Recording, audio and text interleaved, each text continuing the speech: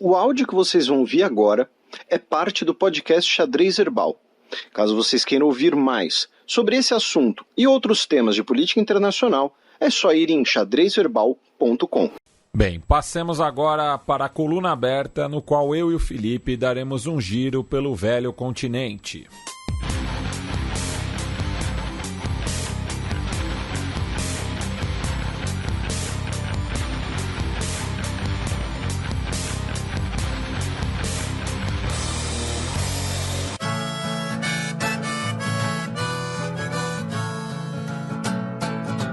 Coluna aberta. City, summer sweat, and the boys are rolling as cigarettes. Oposição conquista a maioria nas eleições da Tchequia. Pois é, o premier, o Andrej Babis, ele foi mais um caso, né, que a gente já explicou aqui algumas vezes, né, essa característica do parlamentarismo, de ganhou, mas não levou. Né? Por dois motivos, na verdade. Nós tivemos dois ganhou, mas não levou. Então, qual foi o primeiro? A principal aliança política de oposição, a aliança Spolu, que significa juntos, tá? Eles, e a gente já vai falar das orientações ideológicas das eleições tchecas. A Spolu ficou com 27,8% dos votos e levou 71 cadeiras. Já o Babis, com seu ano 2011, levou 27,1% dos votos, ou seja, menos, mas levou 72 cadeiras. Então, o partido do Babis levou menos votos, mas ficou com mais cadeiras, por conta da distribuição desses votos nos distritos. O Babis perdeu 2,5% do eleitorado, em comparação com a eleição anterior, consequentemente perdeu 6 assentos. E o Spolu cresceu 5,3% e ficou com 29 assentos a mais. Em terceiro lugar, ficou a coalizão de piratas e prefeitos independentes, tá? A PAS, que é formada pelo Partido Pirata, como, né, o próprio nome já diz, e pelos prefeitos de cidades menores, por lideranças políticas locais, seguindo inclusive, né, a bandeira ali de descentralização, e eles ficaram com 15,6% dos votos, 37 cadeiras, ganharam 9, ou seja, se tornou a terceira força política do país. Porém, é interessante colocar aqui, dessas 37 cadeiras, 4 são do Partido Pirata propriamente dito, tá? Todas as outras são dos prefeitos, lideranças locais, que estão juntos nessa grande coalizão de prefeitos independentes, que é uma coalizão pró-União Europeia e a favor da descentralização de poder, o que aproxima eles do Partido Pirata. Então, mas são lideranças muitas vezes, né, como eu disse, locais, que não conseguiriam ter um bom papel numa eleição nacional, então criam essa grande coalizão e disputam a eleição sob uma coalizão até para passar do piso eleitoral. A gente já vai falar do piso eleitoral.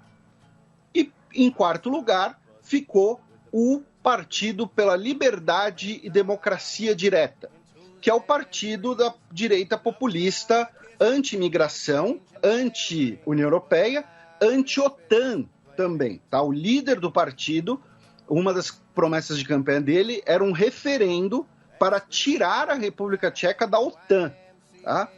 E tem uma curiosidade esse partido, meu caro Matias. Isso principalmente por uma questão de contenção de gastos, né? Sim, de que, né, é meio que seguir o exemplo da vizinha Áustria, né? A Áustria neutra. E esse partido pela liberdade e democracia direta, ele tem uma característica interessante, meu caro Matias, que é o seguinte: ele ficou com 9,6% dos votos, 20 cadeiras, é o partido mais à direita, anti-imigração, e o líder do partido, ele tem um nome que não é muito tcheco. O líder do partido se chama Tomio Okamura. E aí o nosso ouvinte pode falar, peraí, o partido anti-imigração tem um cara com o nome de Tomio Okamura? Como assim? No caso, o pai dele é japonês, ele nasceu no Japão, e a sua mãe é tcheca, se chama Helena Holikova. Ele cresceu no Japão até os 10 anos de idade, quando ele voltou para a República Tcheca com a mãe, onde ele é empresário, enfim, ele é uma pessoa ali do ramo dos negócios, investidor e tal. Então tem essa curiosidade. Aí entra o segundo ganhou, mas não levou, que é o seguinte: o ano 2011 do Babis ficou em primeiro, porém, ninguém quer fazer coalizão com ele.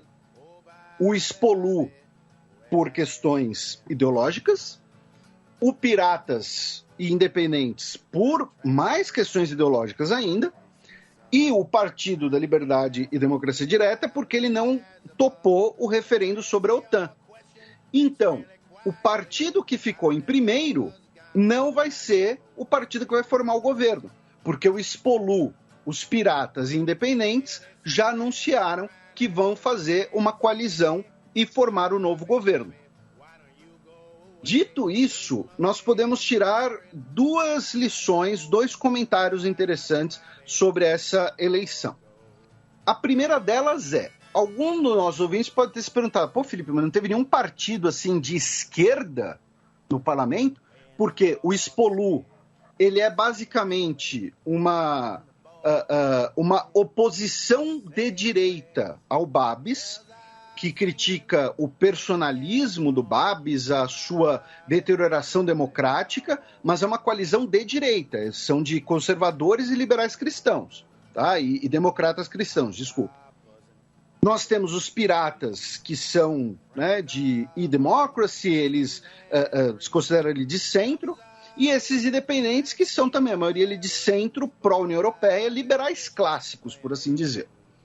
O que aconteceu, meu caro Matias?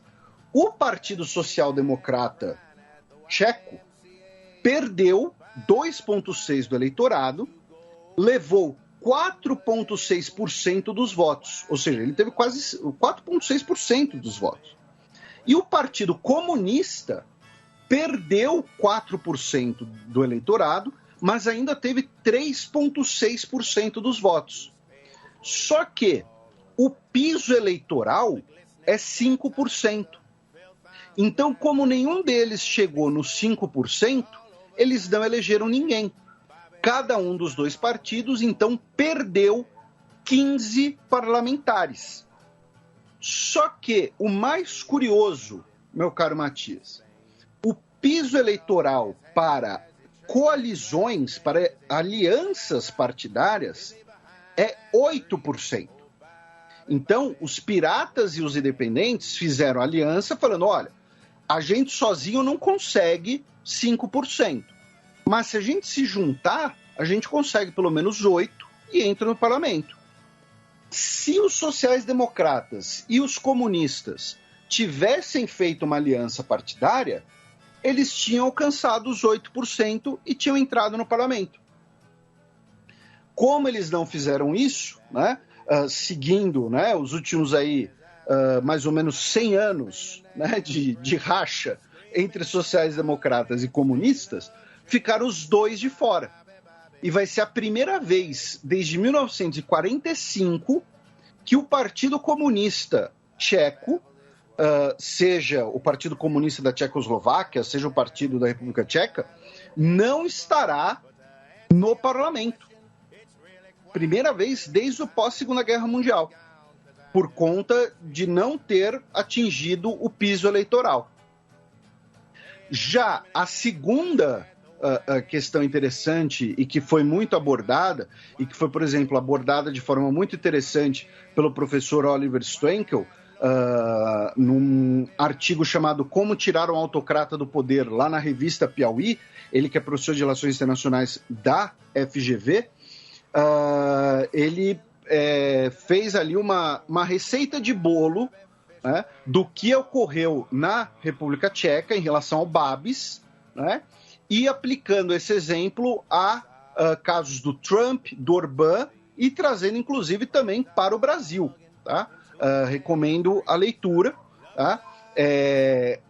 A minha única crítica a esse artigo, não ao artigo em si do professor, mas também ao artigo similar que saiu na Folha de São Paulo, né, chamado Vitória Eleitoral na República Tcheca oferece caminho para barrar populistas, que falam basicamente da ideia de frente ampla, né, de que, olha, todo mundo tem que se unir porque a primeira bandeira é contra o Babis. Depois a gente se divide entre a gente, depois a gente briga entre si.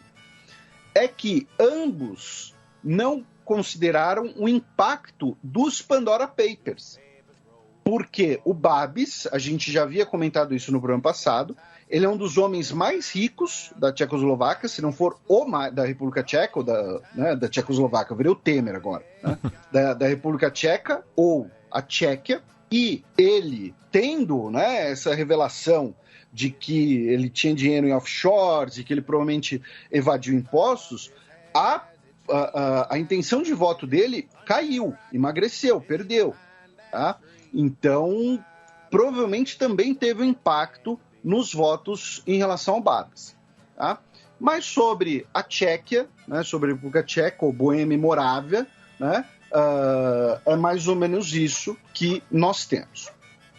A não ser que você tenha algum comentário. Não, sigamos ali pela Europa Central, vamos para a Áustria, já que o chanceler austríaco renunciou ao cargo por suspeitas de corrupção. Pois é, a gente falou disso no último programa, na sexta-feira, e no sábado o Sebastian Kurz renunciou. Né? Lembrando, qual foi o escândalo? Que ele teria comprado, tá? Basicamente, usando dinheiro público, cobertura positiva em jornais. Tá? Então, olha só, vocês falam bem de mim aí, que a gente compra publicidade no jornal, que a gente, né, faz aqui faz um bem bolado e tal. Algo parecido, né, com lá o caso do Ibiza Gate, né, de quando o então vice-primeiro-ministro da FPO ficou bem louco e queria, né, se mostrar de gostosão para a loira lá e começou a falar os esquemas, começou a topar os esquemas e sem saber que estava filmado. No caso, o Sebastian Kurz foi mais discreto, mas aparentemente ele fez a mesma coisa e renunciou.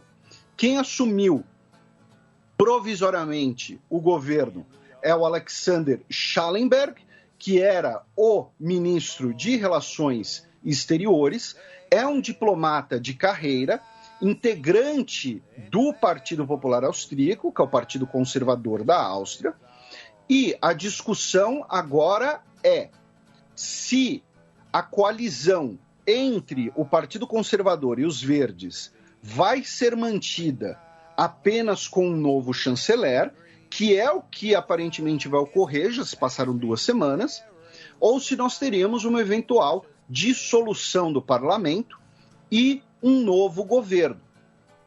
O presidente do país, né, o chefe de Estado, disse que, felizmente, a crise acabou e agradeceu ao Sebastian Kurz por renunciar, evitando danos maiores à República. Tá? Então, o fato até da Áustria, né, ter passado por 2 eleições num período relativamente curto, né, nós tivemos eleições de 2017 e 2019, né, muito provavelmente motivou, né, os atores envolvidos a manterem a coalizão de governo, apenas substituindo o Sebastian Kurz. Então, a coalizão entre conservadores e verdes vai se manter na Áustria. Na vizinha Hungria, a frente ampla, novamente, né? A ideia de frente ampla, todo mundo versus Orbán, tá? Que acontece na Hungria. Frente ampla mesmo. Isso, ali é frente ampla pra caramba. Amplíssima. Tá? É 360 graus de frente. Tá? Que vai disputar a eleição de 2022, abril de 2022, para tirar o Orbán do poder, disputou as eleições, realizaram prévias internas à coalizão e, no caso, o conservador Peter Markizai derrotou, nesse segundo turno, a vice-presidente do Parlamento Europeu, a social-democrata Klára Dobrev. Então, vejam, as prévias foi entre um conservador e uma social-democrata. Isso porque o prefeito verde de Budapeste já havia aberto mão, digamos, da sua possível candidatura para garantir o governo em Budapeste. Tá? Ele falou, ainda não é bem minha hora, tal. Ele participa das discussões da Frente Ampla, chegou a ser cogitado como candidato, né? Mas preferiu ali ficar com a prefeitura de Budapeste. Eu fui até colar o nome dele, eu tinha esquecido, mas é o Gergely Karacsony, né? Que é o prefeito verde de Budapeste. Verde porque ele é do Partido Verde, não que ele é da cor verde. Então, quem vai ser o candidato anti-Orbán vai ser o Peter Markizai, que tem 49 anos de idade. Ele tem uma carreira acadêmica, inclusive, e ele é prefeito de uma cidade que eu peço desculpas se tiver algum brasileiro que mora lá, mas assim, Hódmezővásárhely, tá? Eu não vou chamar pelo nome romeno, Ionesti, porque embora seja muito mais fácil, vai parecer que a gente está, né, apoiando aqui uma reivindicação territorial romena, porque é bem perto da fronteira, tá? Mas é uma cidade aí que tem esse nome gigantesco, com 8 acentos, a gente sempre brinca, né, com o idioma húngaro. Mas então temos aí a frente ampla mesmo na Hungria, definindo o seu candidato. Da Hungria, nós vamos para a Itália, meu caro Matias, já que tivemos uma grande manifestação anti-passaporte sanitário em Roma, no sábado, dia 9, e por conta dessa manifestação que teve violência, teve vandalismo e tal, tivemos ali encontro, né, confronto, melhor dizendo, entre manifestantes e a polícia. Um dos principais eventos, um dos principais incidentes dessa manifestação foi a depredação de uma sede sindical em Roma, tá? Porque essa manifestação anti-passaporte sanitário foi convocada pelo grupo Forza Nuova, que é um grupo neofascista. E aí, no domingo, a polícia italiana... no caso, Força Nuova, né? Você leu em espanhol. Eu peço desculpas, é tudo idioma latino, é tudo irmão. São todas as flores do Lácio. Né? Mas o Forza Nuova, né? Que é um partido neofascista, eles depredaram a sede da Confederação Geral Italiana do Trabalho, em Roma, e aí no domingo a polícia italiana prendeu 2 dos líderes do movimento, do Forza Nuova, que foi criado em 1997, porém nos últimos anos cresceu bastante o seu poder, a sua influência.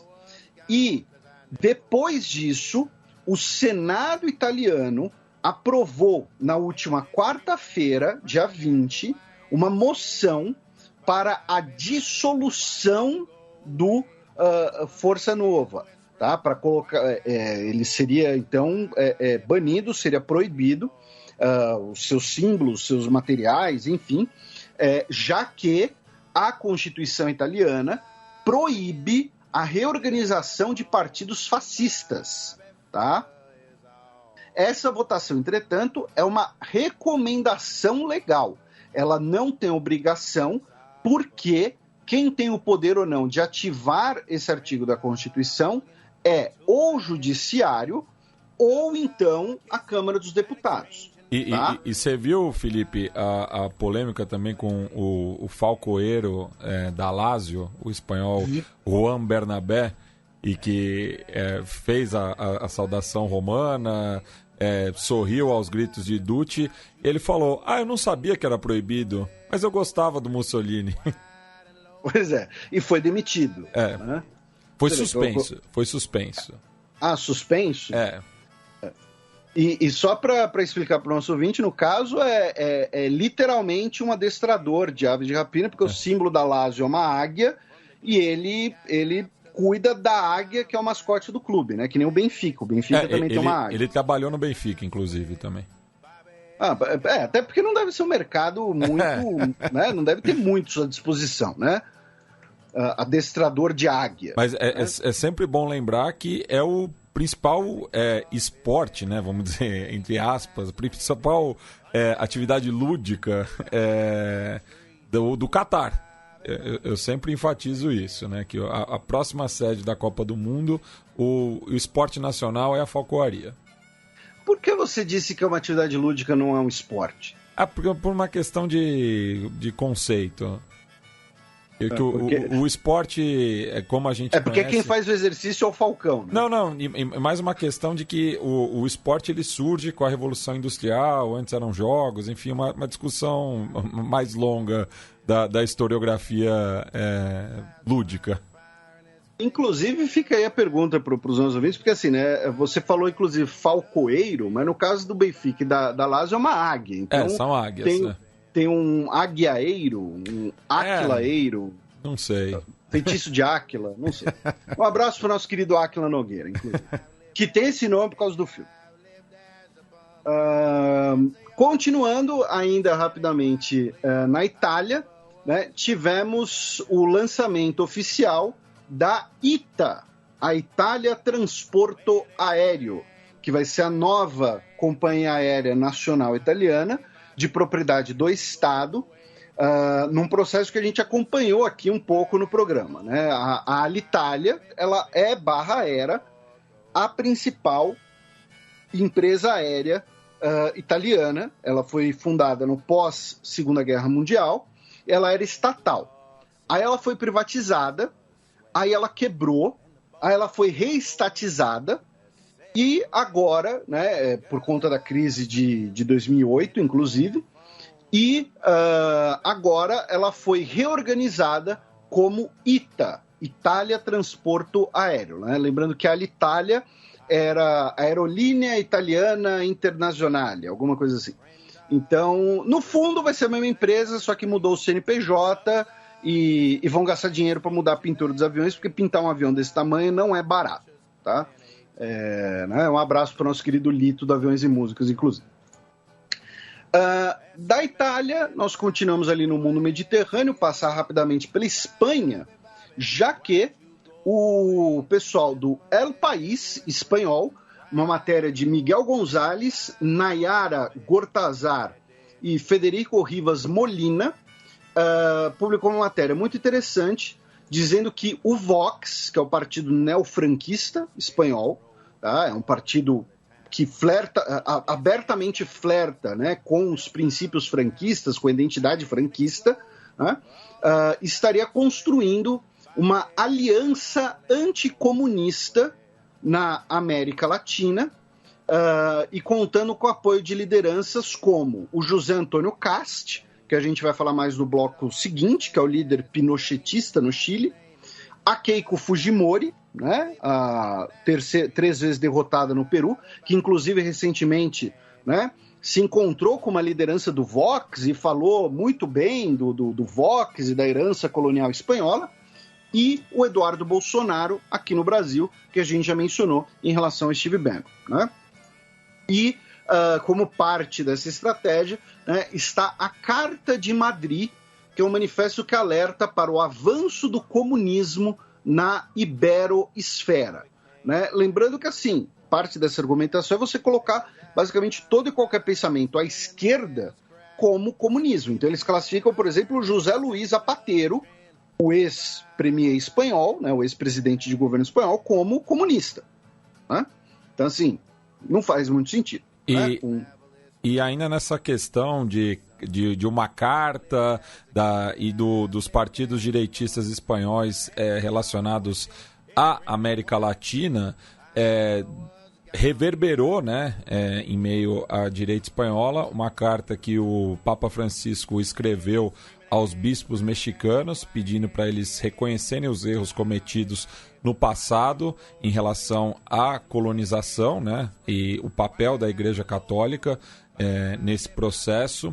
Isso às vésperas do dia 12 de outubro, né, que é a data oficial da chegada da frota comandada por Cristóvão Colombo ao continente americano, né, e que na Espanha é conhecido como o Dia da Hispanidade, enquanto que em diversos países da América Hispânica antigamente era conhecido como o Dia de la Raza, e daí cada país adotou uma nomenclatura própria, né, lembrando dos horrores em relação às populações nativas durante a invasão espanhola e a subsequente colonização, e diversos quadros importantes, tanto do PP quanto do Vox, se manifestaram contra, né?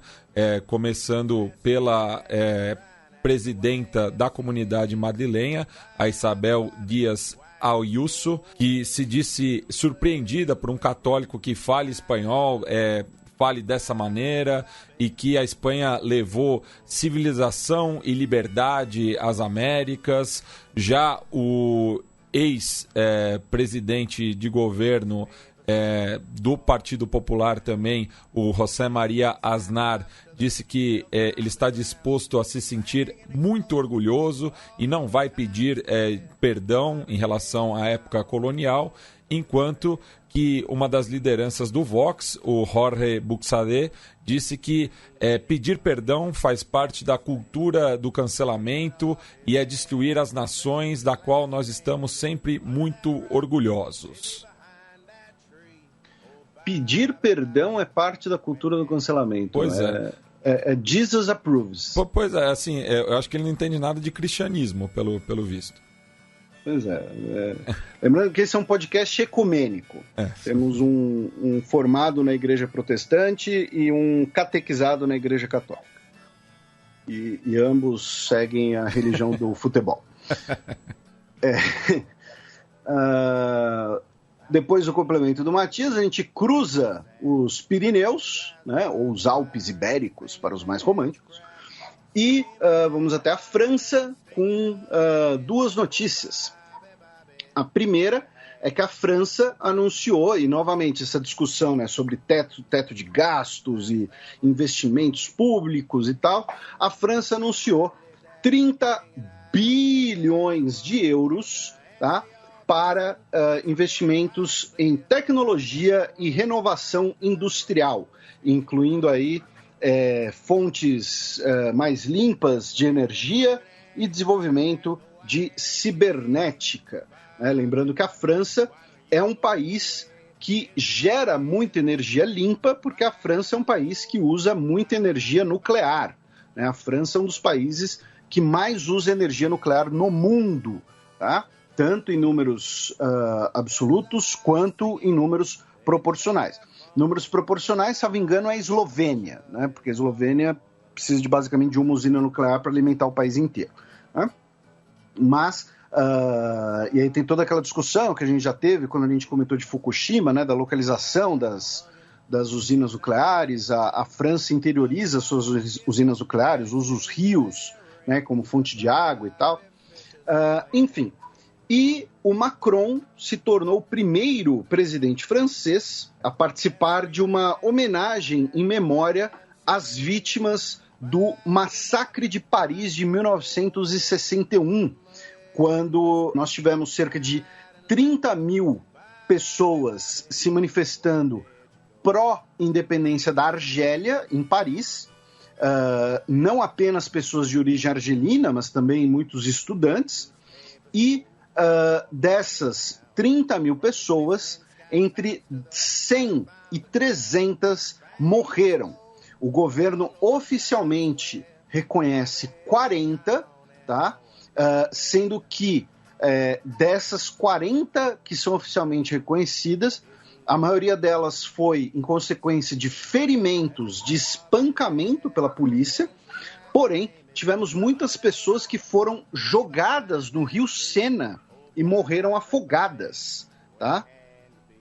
Então, o número oficial de mortes é 40, porém o número real é entre 100 e 300 mortes.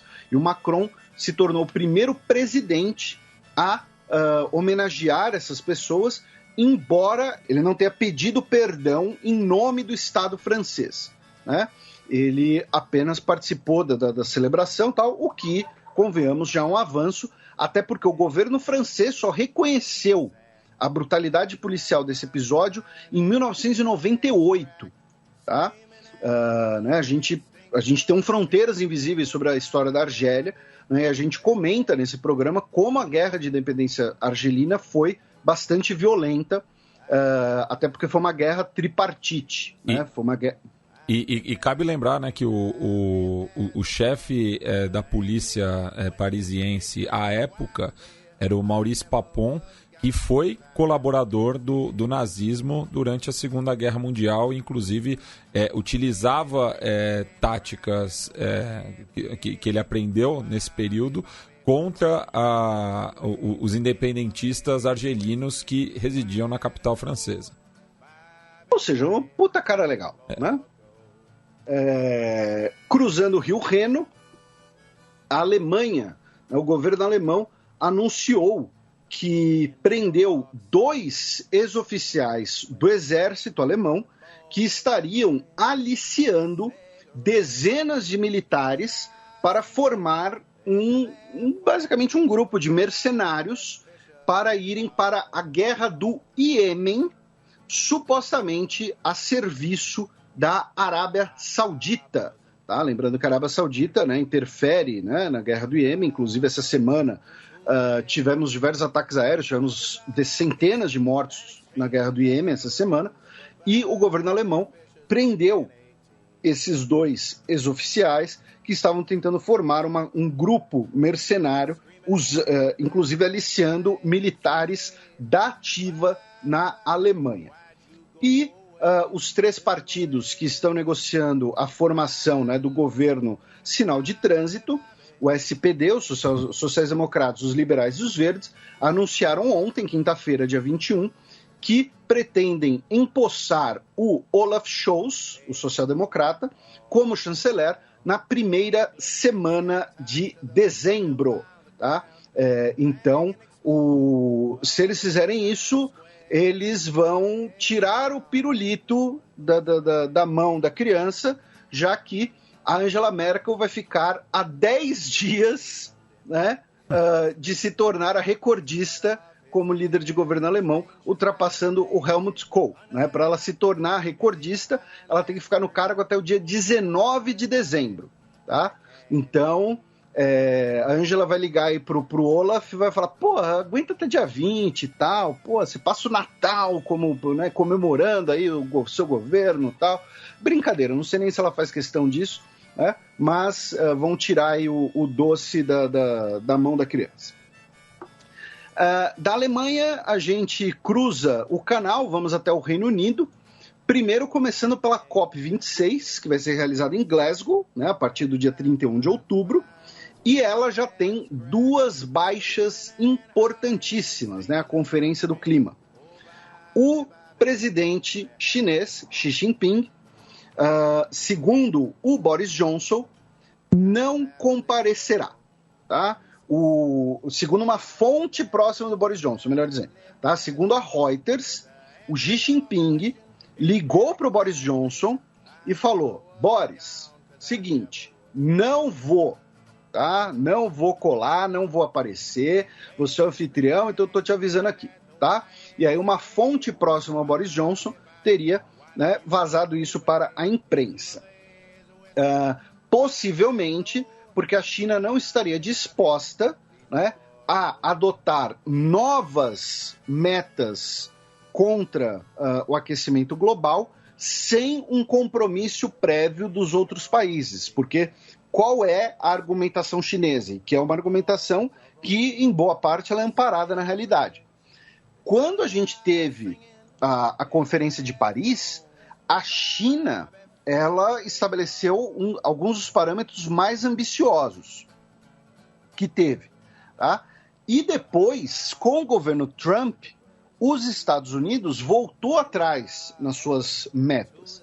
Então, o que a China estaria fazendo seria falar, ó, enquanto o resto da galera não recuperar as metas que prometeram, a gente também não vai fazer novas promessas.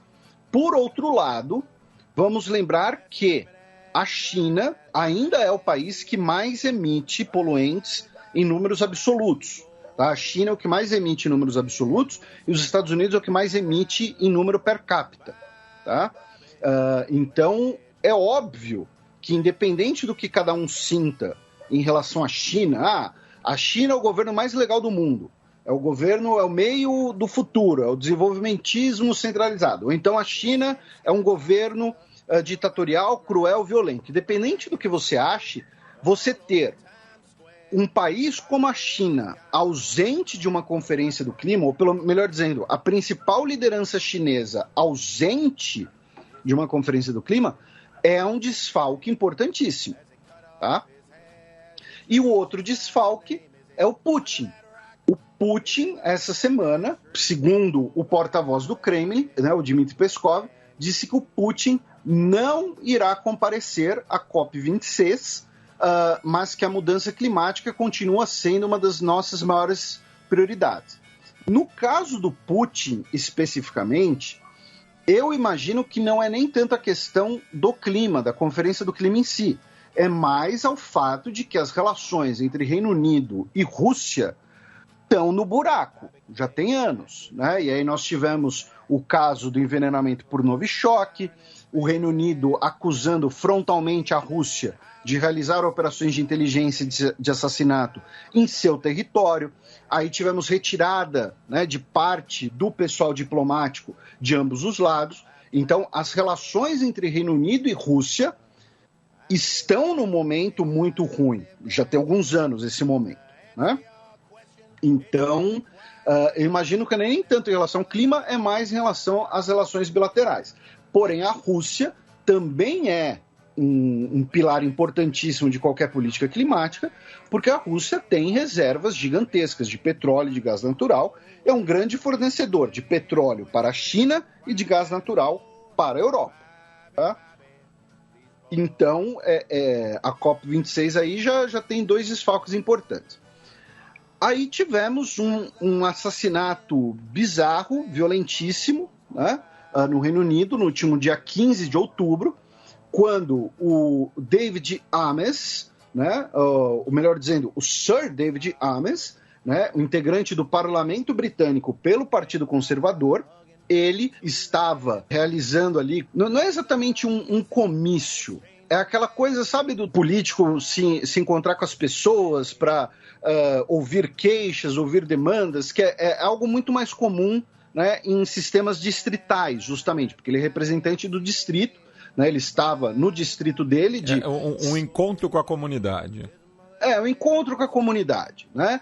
O distrito dele é o de Southend West, que fica ali na região de Essex, ao norte de Londres.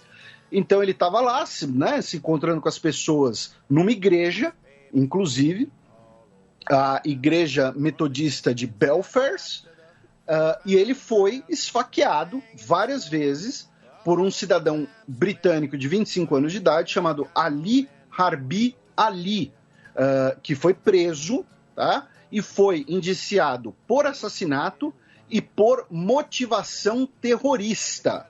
Tá? Ele teria o terrorista, ele possivelmente não foram reveladas tantas informações ainda, mas ele possivelmente é de origem somali e o atentado, né, o assassinato e atentado, né, já que ele foi indiciado pelas duas coisas, teria sido motivado pelas ligações do político, do David Amess, com o governo do Catar, tá? Que por sua vez tem uma participação ali na disputa interna de poder da Somália. Enfim, de qualquer maneira, né, é um assassinato, né, como a gente mencionou, violentíssimo, dentro de uma igreja, do que seria um encontro com a comunidade. Então, e se torna o segundo parlamentar britânico assassinado em 5 anos. né? Não é pouca coisa, né? E uma coisa que eu vi interessante é que ele era um dos poucos integrantes do Partido Conservador no Parlamento Britânico católico, tá? Ele não era protestante, ele era católico.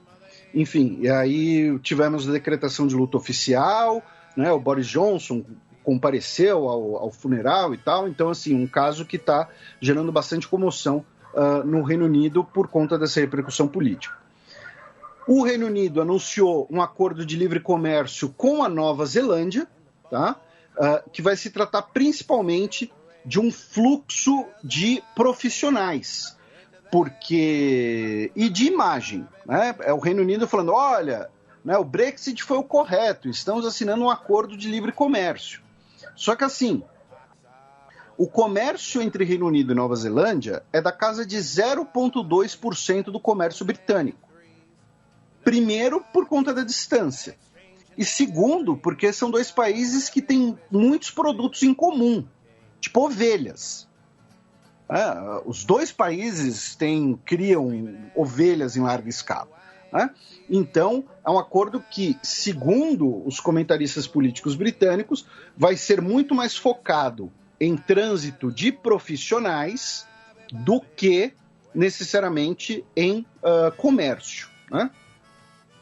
E, finalmente, no Reino Unido, a Rainha Elizabeth, ela passou a noite de quarta-feira hospitalizada, porém já retornou para casa na quinta-feira, dia 21.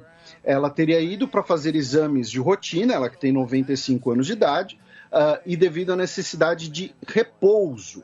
Tá? E tiraram o gin da velha. Exatamente.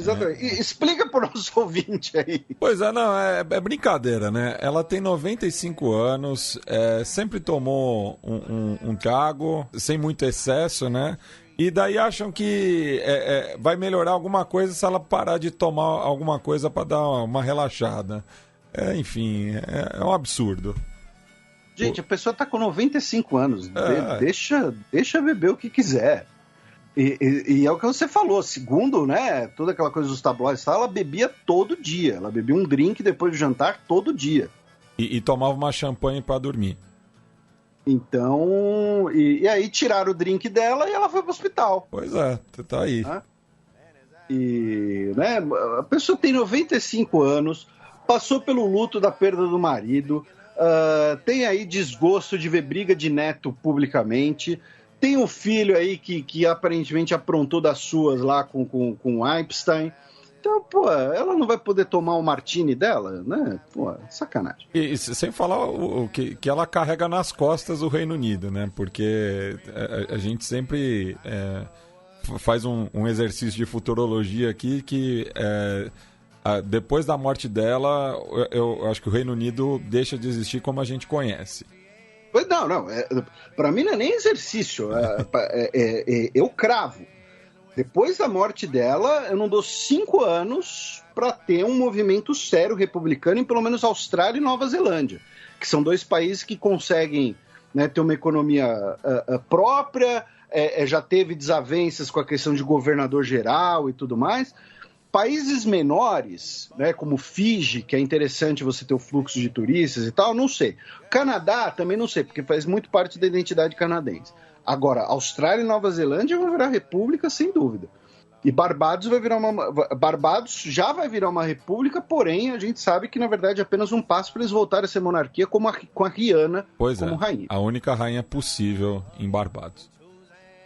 Do Reino Unido, a gente cruza o Mar do Norte, vamos para a Noruega, onde foi primeiro apresentado o novo gabinete, né, liderado pelo trabalhista Jonas Gahr Store, e o time, né, de ministros terá uma maioria de mulheres. Tá? Dos 19 ministérios, mulheres vão ocupar 10 pastas. Não é a primeira vez que isso ocorre na Noruega, né? Porém, a outra vez tinha ocorrido ali por um breve, né, período de tempo.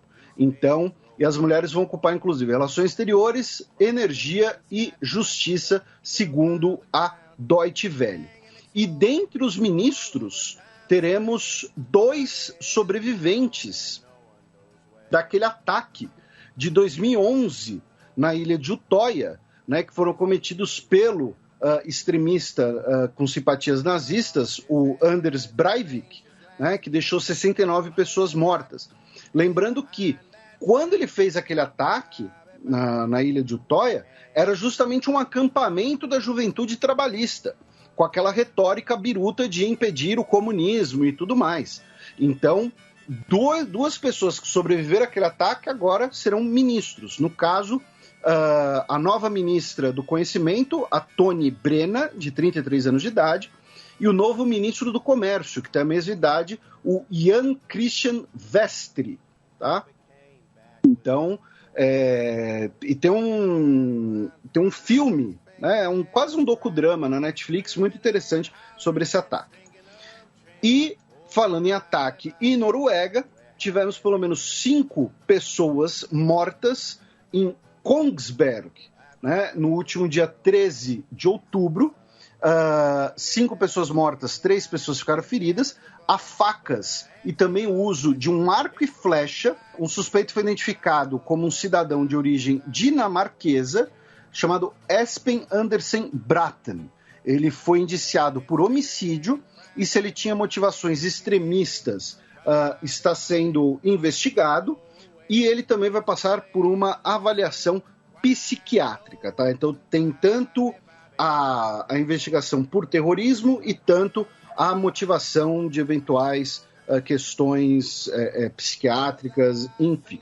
Na vizinha Suécia, tivemos o Nobel de Economia, né, que é uma parceria entre, né, a Academia Sueca e um banco sueco, e os 3 vencedores foram 3 economistas homens dos Estados Unidos: David Card, Joshua Engrist e Guido Imbens. E a pesquisa deles gira em torno da questão do salário mínimo e de como um bom salário mínimo pode levar a melhor produtividade, atrai imigrantes qualificados e melhora o nível educacional da população, contrariando, né, a tese que às vezes muitas pessoas defendem de que o salário mínimo leva a maior desemprego, porque se as empresas tiverem que pagar mais, então elas vão contratar menos. No caso, as pesquisas dos 3, os dados empíricos, aí compararam Pensilvânia com Nova Jersey e tudo mais, enfim, tem, né, para quem quiser, tem muito material aí sobre o trabalho dos 3, e um deles metido a ser o professor engraçadão, que é o David Card, e ele postou uma foto no Twitter dele de roupão, né, recebendo com o telefone na orelha, dizendo: acabei de ganhar um prêmio aqui. Então ele, né, é o professor engraçadão da faculdade. Né? O outro já, né, o Guido Imbens, postou a foto lá com a família, tudo, né, sério, tal, né, pá, com os filhos, todo mundo arrumadinho. Outro não, outro postou de roupão, falou: tô recebendo um prêmio aqui. Da Suécia, na Rússia, o país anunciou que vai suspender por completo a sua missão na OTAN, depois de ter parte, né, dos seus diplomatas expulsos sob acusação de espionagem. Da Rússia, vamos para a Turquia, onde a imagem, a popularidade do Erdogan, o Erdogan, o novo sultão, está começando a evaporar devido aos escândalos de corrupção que envolvem os seus familiares. Lembrando que ele botou, né, o genro, né, na presidência do Banco Central, por exemplo, e também ligado aos Pandora Papers, né? Teve aí, né, coisa aí que o filho do Erdogan teria uma grana e tal, uma grana escondida. No Cáucaso, a Armênia realizou a apresentação do seu caso, né, na Corte Internacional de Justiça em Haia, afirmando que o Azerbaijão viola a Convenção para a Eliminação de Todas as Formas de Discriminação Racial, dizendo que o Azerbaijão, como Estado, tem uma política e difunde políticas abertamente racistas de discriminação contra armênios. A defesa azeri é de que a Armênia discrimina o Azerbaijão. Então vai ficar um apontando o dedo para o outro. E uma notícia que não é especificamente europeia, né, uma notícia ligada ao CDE e a outros 130 países, mas que a gente tinha que pôr em algum lugar aqui do programa, foi que a OCDE anunciou, né, no final da semana retrasada, que 136 países chegaram num acordo para que as grandes empresas multinacionais, como o Facebook, paguem um imposto mínimo global de 15% aos governos dos locais onde elas atuam, tá? Juntos, esses países representam mais de 90% do PIB mundial, já que incluem todos os membros da OCDE e todos os membros do G20, tá? A principal ausência até esse momento é a Nigéria, tá? Não sei exatamente por qual motivo, mas lembrando que a Nigéria, por conta dos protestos contra a violência policial, a gente comentou aqui no programa meses atrás que a Nigéria suspendeu o Twitter, a Nigéria chegou a suspender o Facebook também. Então eu imagino que possa ter até alguma relação política essa ausência da Nigéria, que é a maior economia do mundo que não assinou esse acordo.